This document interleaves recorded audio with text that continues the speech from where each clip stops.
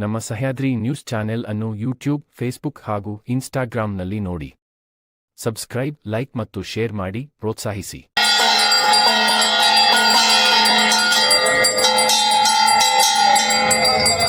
ಜಯ ಜಯ ರಾಮ ಶ್ರೀರಾಮ ಜಯ ರಾಮ ಜಯ ಜಯ ರಾಮ ಶ್ರೀರಾಮ ಜಯ ರಾಮ ಜಯ ಜಯ ರಾಮ ಶ್ರೀರಾಮ ಜಯ ರಾಮ ಜಯ ಜಯ ರಾಮ ಶ್ರೀರಾಮ ಜಯ ರಾಮ ಜಯ ಜಯ ರಾಮ ರಘುವಂಶಿ ರಾಮ ರಘುವಂಶಿ ರಾಮ ಜಯ ಜಯ Rama Shriram Narendra Modi G ಕಿ ಜೈ ಶ್ರೀರಾಮ ಜೈ भारत माता के नरेंद्र मोदी ಅವರಿಗೆ ಭಾರತ್ ಮಾತಾ ಕೆ. ಇವತ್ತಿಂದ ಕಚೇರಿ ಅಧಿಕೃತವಾಗಿ ಉದ್ಘಾಟನೆ ಆಗಿದೆ. ಎಲ್ಲ ಸಾರ್ವಜನಿಕರು ಬಂದು ಯಾವುದೇ ಅಧಿಕಾರ ಆಗಲಿ ಕೇವಲ ಒಂದು ಕುಟುಂಬದ ಪಾಲಾಗಬಾರದು. ಹಾಗೇನಾದರೂ ಆದರೆ ಅದು ಪಾಳೆಗಾರಿಕೆ ವ್ಯವಸ್ಥೆ ಅಥವಾ ಹಿಂದಿನ ಕಾಲದ ರಾಜರ ವ್ಯವಸ್ಥೆಗೆ ಹೋಗ್ಬಿಡ್ತಾರೆ. ಅದನ್ನು ಹೈಕಮಾಂಡ್ ಇಷ್ಟಪಡೋದಿಲ್ಲ ಅಂತ ನಾನು ಅಂದ್ಕೊಂಡಿದ್ದೀನಿ.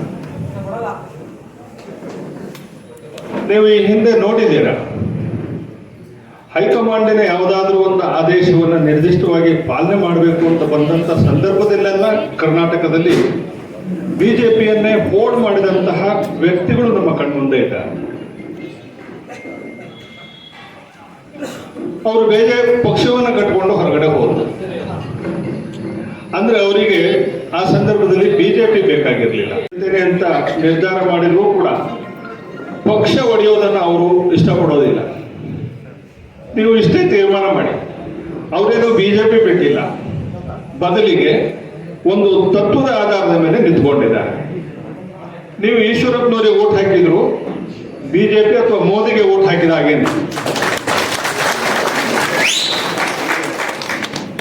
ಈ ಹಿನ್ನೆಲೆಯಲ್ಲಿ ರಾಜ್ಯಾಧ್ಯಕ್ಷರು ಅವರೇ, ಎಂಪಿನೂ ಅವರೇ, MLAನೂ ಅವರೇ, ಪೂರ್ತ ತಮಗೆ ಬೇಕಾದವರಿಗೆ ಯಾರ್ಯಾರಿಗೆ ಬೇಕೋ ಅಂಥವ್ರಿಗೆಲ್ಲ ಟಿಕೆಟ್ ಕೊಟ್ಟು ನಿಲ್ಲಿಸ್ತಕ್ಕಂಥವ್ರು ಅವರೇ.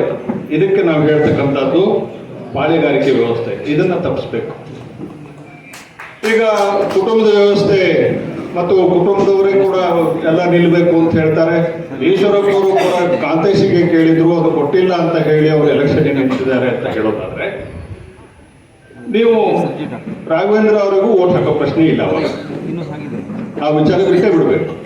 ಯಾಕಂದ್ರೆ ಅವರು ಕೂಡ ಅದನ್ನೇ ಮಾಡ್ತಾ ಇರುತ್ತಾನೆ.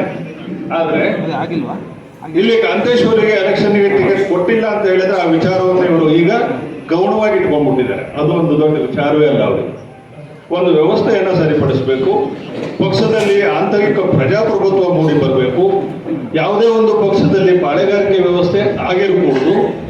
ಹಾಗಿದ್ದಾಗ ಮಾತ್ರ ಆ ವ್ಯವಸ್ಥೆ ಸರಿಯಾಗಿರ್ಲಿಕ್ಕೆ ಸಾಧ್ಯ. ಪಕ್ಷ ಅಂದ್ರೇನು? ಜನರ ಅಭಿಪ್ರಾಯವನ್ನು ಕ್ರೋಢೀಕರಿಸಿದಾಗ ಎಲ್ಲ ಸಮುದಾಯವಾಗಿ ಸಮಷ್ಟಿಯಾಗಿ ಅದು ಪಕ್ಷ ಆಗಿರ್ತದೆ. ಆದರೆ ಪಕ್ಷಕ್ಕೆ ಏಕಾಂಗಿಯಾಗಿ ಯಾರಾದರೂ ಒಬ್ಬರು ಅಭಿಪ್ರಾಯ ಕೊಡ್ಲಿಕ್ಕೆ ಹೊರಟ್ರೆ ಅದು ಪಕ್ಷ ಅಂತ ಅನಿಸ್ಕೊಳ್ಳೋದಿಲ್ಲ. ಜನರ ಧ್ವನಿಯಾಗಿರ್ಬೇಕೆ ಹೊರತು ಯಾವುದೇ ಒಬ್ಬ ವ್ಯಕ್ತಿಯ ಧ್ವನಿಯಾಗಿ ರಾಜ್ಯ ನಡಿಬೇಕು ಅಂತ ಹೇಳಿದರೆ ಅದು ಸರಿಯಾಗಲ್ಲ.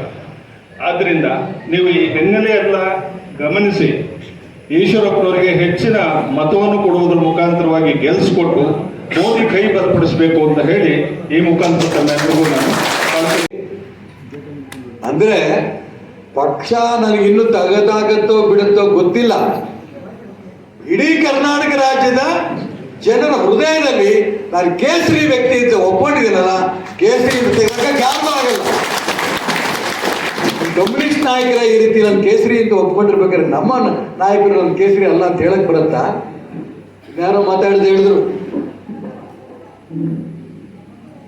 ನನ್ನ ಜೀವನದಲ್ಲಿ ಒಂದೇ ಪಕ್ಷ ತಾಯಿ. ಈ ಪಕ್ಷ ತಾಯಿ ಹೆಂಗೊಂಡು ಬಂದವನು.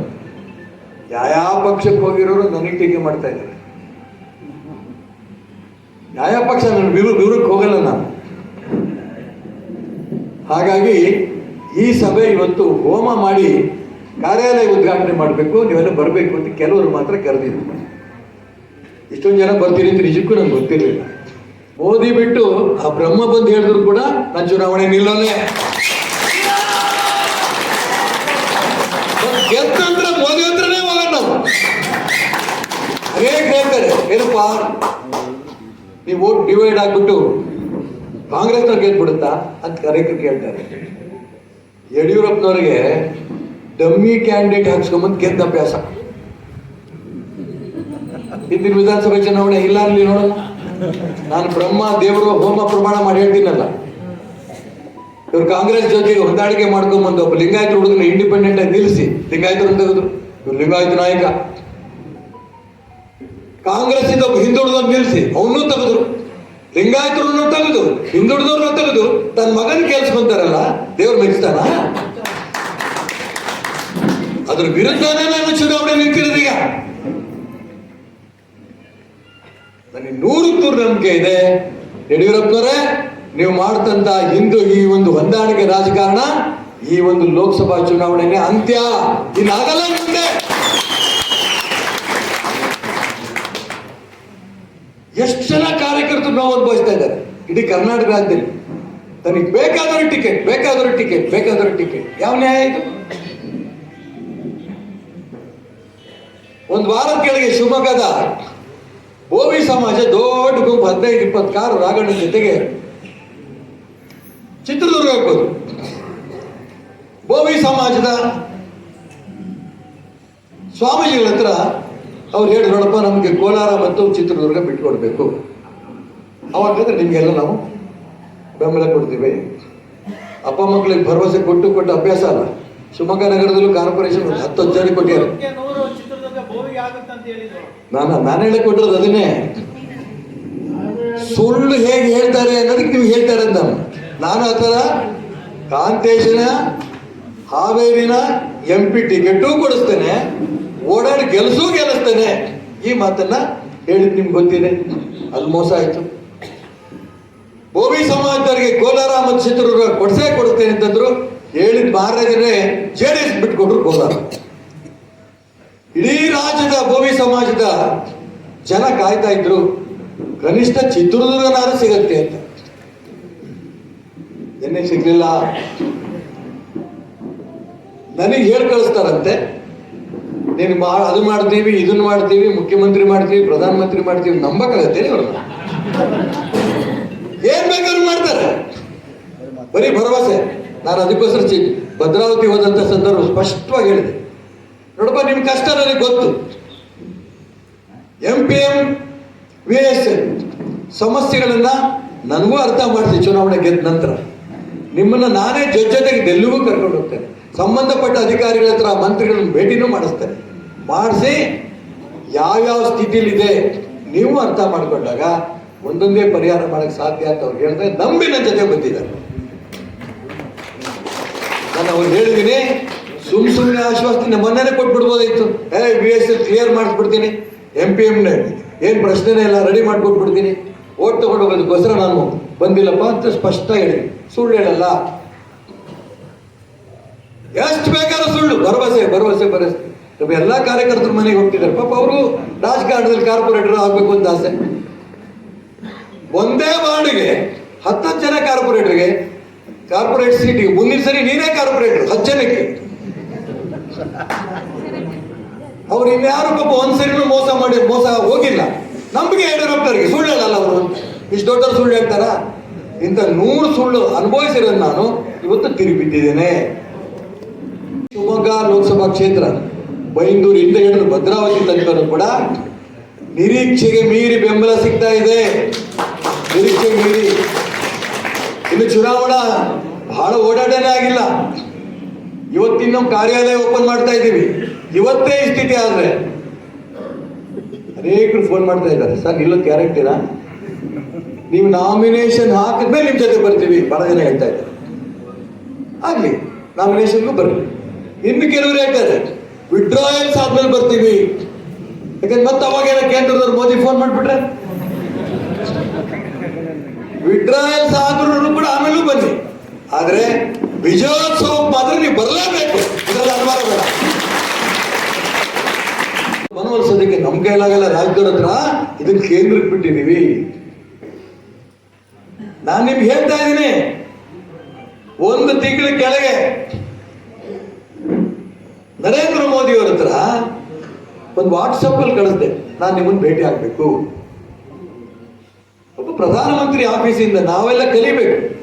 ಅರ್ಧ ಗಂಟೆಯಲ್ಲಿ ವಾಪಸ್ ಅವ್ರ PO ಆಫೀಸಿಂದ ಫೋನ್ ಬರುತ್ತೆ, ಯಾತಕ್ಕೋಸ್ಕರ ನೀವು ಪ್ರಧಾನಮಂತ್ರಿನ ಭೇಟಿ ಮಾಡಬೇಕು ಅಂತ ಪ್ರೈಮ್ ಮಿನಿಸ್ಟರ್ ಕೇಳ್ತಿದ್ದಾರೆ. ಅರ್ಧ ಗಂಟೆ ರೀ, ನಾನು ಯಾವ ಗಿಡದ ತಪ್ಪಲಿಲ್ಲ ಅವರಿಗೆ. ಎಷ್ಟು ಸಂತೋಷ ಆಯ್ತು ಅಂತ ನನಗೆ ಅಷ್ಟಿಷ್ಟ ಅಲ್ಲ.